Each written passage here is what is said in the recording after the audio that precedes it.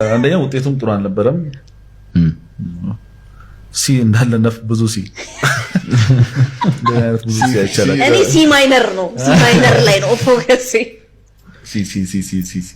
እሺ ቻው ብለህ መጣሁ ለአዲስ አበባ ሲ የምዘፈን የዘፈን ቤት ምን አሉ እሱን ሲያዩ አላሳያቸው እንዴ አሳየናል አሉ ፋዘር አሳየኛል አለ አይ እንትን አላልኩም አይ ቲንክ እንደዚህ 9 ምናምን መሆናቸው ደብሮኝ ገባቸው ኖርማሊ ገባቸዋል አጣይቱ ተባለ አዎ በጣም ደብሮኝ ነው የመጣሁት አንተ በጣም አንደርስታንዲንግ ደብሮታል በቃ ወድቋል ተውት ጋይስ አዎ ማዘር ለኔ በጣም እንትን ሰባ ገባን በቃ ዘባረ ቤት ምን አሉ ፋዘር ምን አሉ ደስ አላላችሁ እንጂ ወደ መዝሙር ስራ ገባልኝ ታዲያ መዝሙር አንዴ ሰራው ከዛ ታዋቂ ሆነ መዝሙር አጥና ሲባል ቢቢ አሁን እዚህ ታክፍል ላይ ማለት ነው እየተፈጠረ ከ10 በኋላ ከዛ ከ10 በኋላ አልተማርክ ማለት ነው ወደቅ ማትሪክ አልሄጄም አልወሰድኩም ግን አንተ ከኔ ጋር በጣም በቃ እየተጠማመረ ነበር እሱ ይኮረኩመኛል ብታይ ዝም ብሎ አንተ ዲስክ ተመታለ አስተማሪ አንተ ተመታለ ዝም ብሎ ይጠይቀኛል ዝም ብሎ በቃ እኔ መጠየቅ ይወዳል ጥያቄ እንደገባ ካሙዙ ምናምን ይላል እዛ የማይሆን ጥያቄ ይጠይቃሉላ በቃ እና ካልመለስኩ ይመታኛል ኩርኩም ነው አይ ቲንክ ኩርኩም ይወዳል መሰለኝ ሰውዬው አይ ካሙዙ ግን እኔ ላይ ካሙዙ ነው የሚደብረው ሰውዬው እና አንዳንዴ ደግሞ ከፊት ያስቀምጠኛል ማለት ከዛ በቃ ድብርቱ ከዛ ስም ጠሪ ነው ዋና ነው እሱ ደግሞ ኦኬ ክፍሉ ቲቸር ይላል ይወሰን እኮ ነው የሚያመሳክሉት እነሱ እሱ እንትን አልሄድኩም ነበረ ኋላ ግን ማዘር በጣም ትስትለኝ ሄድኩ እዛ ስጠይቀው ብቻ ተበተብኝ እሱ ራሱ እዛ እኔም ካልፈለኩ ወሰደው አልኩት ምኑን ሊተብት ሞከረ ወጣይት አልሰጠን ምናምን ብሎ ሞከረ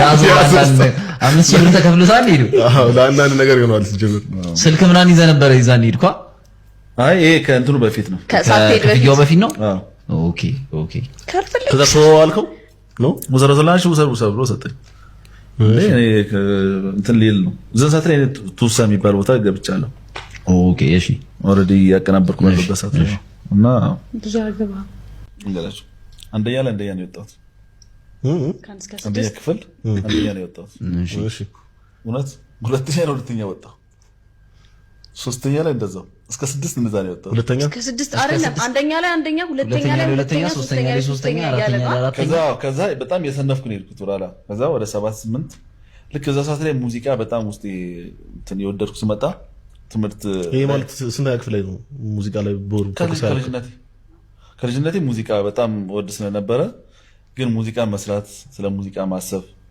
ደግሞ አሁን ያለውበትን ደረጃ ማሰብ እዛን ጊዜ ማሰብ ጀመርኩ እና ራሴን እዚህ አስቀምጬ ማሰብ ድሮ እና እንደዚህ ማድረግ ሲጀምር ትምህርት ላይ የሰነፍኩ መጣሁ ማለት ነው ከዛ በኋላ 7 8 ላይ በጣም ሰነፍኩ 7ኛ እና 8ኛ እንግሊዝኛ የሚጀምርበት ነው 8 ላይ በጣም ኢንዱስትሪ በቃ በእንትን ነው ያለፍኩት በቃ በከባድ ኦኬ ማለት ከብዶ ፎከስ ሚውዚክ ላይ ሆኖ ነው ዘባት ለሽምብራ ቆሬ አላጠናም ምንም ጥናት የለም ዘባት ለሽምብራ ቆሬ ጋይስ እንዲላቸው ዘባት ለሽምብሪና እንትን ዘፓሮ ሱፍሲል ማይቶኮንድሪያ እኔ ማይቶኮንድሪያ ትምህርቶች ነበሩ በተለይ ሂስትሪ ማን ሂስትሪ ተወዳለ በጣም ነበር ሂስትሪ ያበደ ነው በጣም ያበደ ማንም ሰው ነው የሚወደው ስለ እንትንም ማስተዋወስ ስለምችል እንትን አደረገ ተረት ምናምን ስለምንኖር ከልጅነታችን ለዛ ነው ታሪክ ነው በቃ መስማት ከዛ ይያዝልሃል ደግሞ በጣም ደስ የሚሉ ታሪኮች ናቸው በብዛት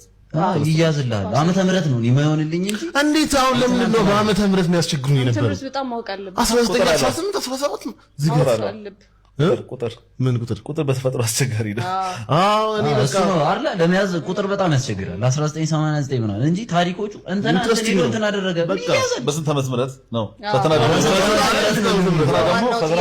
እሱ ነው ከባድ ነው የመጀመሪያ ሰምተው የሙዚቃ ፍቅር ያሳደረብህን ዘፈን ታስተውሰዋለህ መንገድ ያሳተ የትምህርት ቆሜ ስማ ነበር እኔ በጣም መዝሙር ነው የምንሰማው ያው ቤተሰቦቼ ከዛ ስላደኩኝ ግን ኤልያስ መልካ ወደ ዘፈን ሲጀምር ኤልያስ መልካ ድሮ ጊታር ተጫዋች ነበር ልበል? ቸርች ጊታር አይደለም? ከዛ ፕሮዲዩስም ብዙ መዝሙሮች ሰርቷል።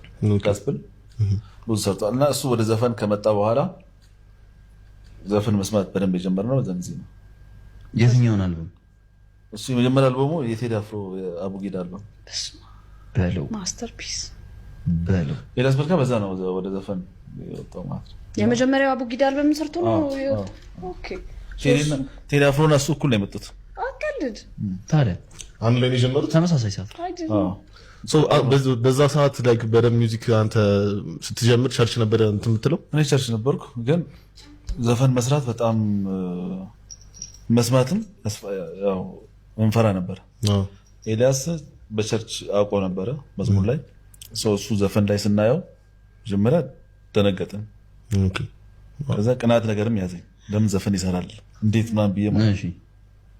ከዛ ቀስ በቀስ ከዛ እኔም ዘፈን መስራት ያው በቃ ኖርማል የሆነ ይመጣል። ያው ሲገባን ግን ስቲል ያው እኛ ባደግንበት አስተሳሰብ ውስጥ ያው ዘፈን በጣም ሰው ጋር ያለው አመለካከቱ ሁሉ ሰው ያው የሚያወራው ዘፋኝነት መንግስት ሰማያትን ምናምን የሚለው ነገር ላይ የሚጠቅሱብን ያ ነገር እንትን ከልጅነታችን ያደገብን ስለሆነ በጣም ፍርሃት ነበረው።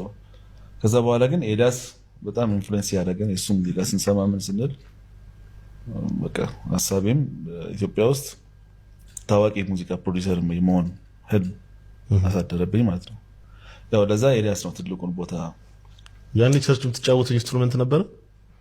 ክራር ነበር? አዎ አለ። እንፈትነ ክራር የለም እንዴ? ክራር ትጫወታለህ? ማሲንቆ ግን አለን። ክራር እሺ፣ ማሲንቆ በአንድ ክር ብዙ አለ። ይሄ የተፈጠረው ስንተኛ ክፍል ላይ ነው ማለት እንችላለን? ስምንተኛ? አዎ በቃ ይሄ 7-8። ኦኬ። ስለዚህ ካሙዝ ዘጠናዎቹ ሲጀምር ማለት ልክ በቃ ትልቅዬ ፕሮዲውሰር መሆን ፈልጋለሁ ብለህ ስታስብ የጀምረ ነበር ኦሬዲ? እኔ ከልጅነት መስራት ምናምን መጫወት ጀምረ ነበር? አዎ ትችል ነበረ ምናምን ፒያኖ መጫወት? ክራር ነው የምጫወተው። ክራር የተጫወትኩ ግን ኢትዮጵያ ላይ እውነት የምር ማለት አሁን ያለውበትን ስም በዛን ጊዜ አውቅ ነበር። በእውነት እውነት አውቅ ነበር። እንዴት በቃ እንደዚህ እንደሚሆን ያውቅ ነበር። 7ኛ ክፍል 6ኛ ክፍል እሱን ክላሪፋይ እንድታደርግልኝ ፈልኩት። ምክንያቱም ለአንተ ቪዥኑ ይታያል ነው አይደል ሐሳቡ? እዛ ምንድነው ማስበው የነበረው ልክ እንደ ኤልያስ መልካ እንደ አበጋዝ ሆናለሁ ብዬ ለራሴ እነግረዋለሁ። ከዛ ለሰዎችም አወራለሁ። አሁን ብትጠይቋቸው ከኔ ጋር የነበሩ ልጆች ያውቃሉ። እና አንድ ቀን እንዲያውም ልንገራቸው፣ ትምህርት ቤት እየተማርን 7ኛ ክፍል ብቻ 8ኛ ክፍል እኔ ታዋቂ አቀናባሪ እንደመሆን ስለምናገር ጓደኛ ያለ እሱ ደግሞ ሯጭ መሆን ይፈልጋል። እሺ። ከዛ አንደኛው ጓደኛ ምንም ህልም ስላልነበረው አለቀሰ። እኔ አንተ ሶስታችን በጣም ፍሬንድ ነን እና እኔ አንተ ታዋቂ አቀናባሪ ትሆናለህ፣ አንተ ሯጭ ትሆናለህ፣ እኔስ ምንድነው መሆነው ብሎ አቤቱ ሊማንኛ በለሆነ ነገር አስወጣው ነበር። በቃ አንተ ኳስ ተጫዋች ትሆናለህ ማለት ነበር። አሁን ፍሬንድ ነው፣ ፍሪጅ ይሰራል። የትኛው ሯጭ የነበረው ወይስ ያኛው? ምንም ያልነበረው ህልም የሌለው የሳይ ፍሪጅ ሰሪ ባይል ይሻለው ነበር። ታዲያስ አንደኛው ሯጭ ሊሆን የነበረው በረከት ይባላል። እሱ ደግሞ አሁን ፋርማሲስት ነው። ሩጫ ነው እኮ ህይወትም ሩጫ ነው። ሩጫ ነው። ግን እኔ በቃ እናገር ነበር ለፍሬንዶች ማለት ነው። እኔ ኖርማሊ በዚህ አምናለሁ። ማንም ሰው ህልም ካለውና እዚህ ቦታ ደርሳለሁ ብሎ ካሰበ መድረስ ይችላል። እና በዛ ቦታ ላይ መገኘት ነው ያለብሽ። ለምሳሌ ዝም ብሎ ከመሬት ተነስቶ የሆነ ነገር መሆን አይደለም። መጀመሪያ ውስጥሽን ምንድነው ያለኝ፣ ምንድነው መሆን የሚችለው፣ የኔ አቅም ምንድነው የሚለው ውስጥሽን ታያለሽ።